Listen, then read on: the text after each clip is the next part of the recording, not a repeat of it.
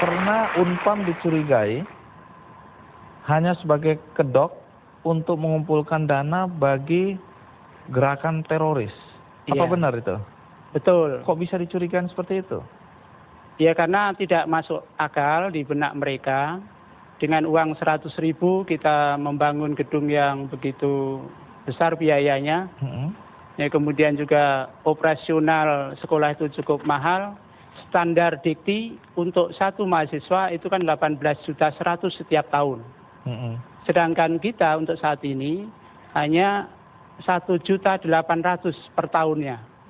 Jadi 900.000 per semester, kemudian satu tahunnya kan 1.800.000. Berarti 10% dari standar yang ditentukan oleh dikti. Nah itu di benak mereka kan tidak masuk akal, nggak mungkin. Padahal kita harus membangun gedung sendiri, harus membayar operasional sendiri termasuk gaji dosen.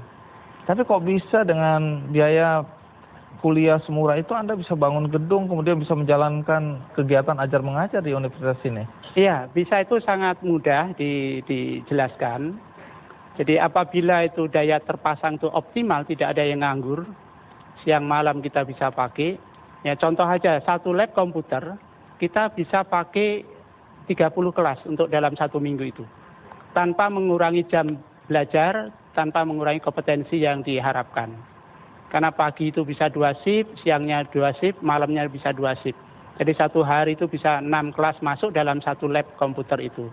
Jadi kalau satu minggu itu bisa 30 kelas masuk ke situ. Itu yang membuat biaya operasional bisa sangat murah Ya? sekali. Begitu gedung juga, pagi kita pakai, siang pakai, kemudian malam juga dipakai, sampai 9:30 malam itu gedung kita selalu penuh, sehingga operasionalnya itu sangat murah sekali. Gitu. Iya, menarik kalau tadi kita udah bicara dengan mahasiswa yang office boy dan juga ada tukang bangunan. Sekarang saya mau tanya pada Pak dosen yang katanya dulu adalah pemulung. Iya, betul. Pak Endi. Iya. Pak Endi, apa betul Anda dulu pemulung? Betul. Ngambilin sampah-sampah begitu? Iya. Sampai sekarang juga saya masih pemulung, Pak. Cuma berbeda sedikit.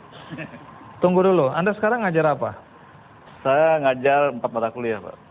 Kewarganegaraan, iya, pengantar hukum bisnis, kewirausahaan, dan pengantar bisnis. Jadi kebanyakan ke bisnis, ya. Tapi Anda sendiri sudah sarjana ya? Sudah. Dan bahkan dengar-dengar sedang mengambil S2. S2 tinggal 2 mata kuliah lagi, Pak. Insya Allah September saya lanjutkan lagi.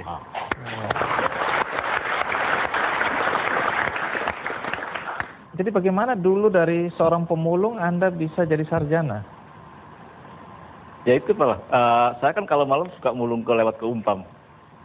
Tahu-tahu kok ada dengar-dengar ada kuliah kok cuma 100.000. Pada saat itu 100.000, Pak. Pada saat saya. Iya. Saya hitung suatu saat saya pengen kuliah. Nggak lama saya ikut kuliah, Pak. Tapi pada saat kuliah sih awal sih agak malu-malu juga gitu kan. Karena yang lainnya kok dari kalangan berada ini. Tapi setelah lama-lama sudah bergaul tidak malu lagi.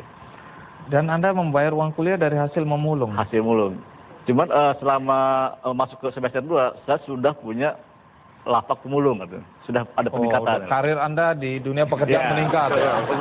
Iya, Dan lagi dari gerobak punya lapak. Lapak. Ada peningkatan. Ada peningkatan, punya pemulung 15 orang lah. Gitu. Bos pemulung. Jadi awalnya kuliah jalan, bisnis berkembang. Iya. Sampai sekarang katanya Anda masih berbisnis tanda kutip memulung. Masih.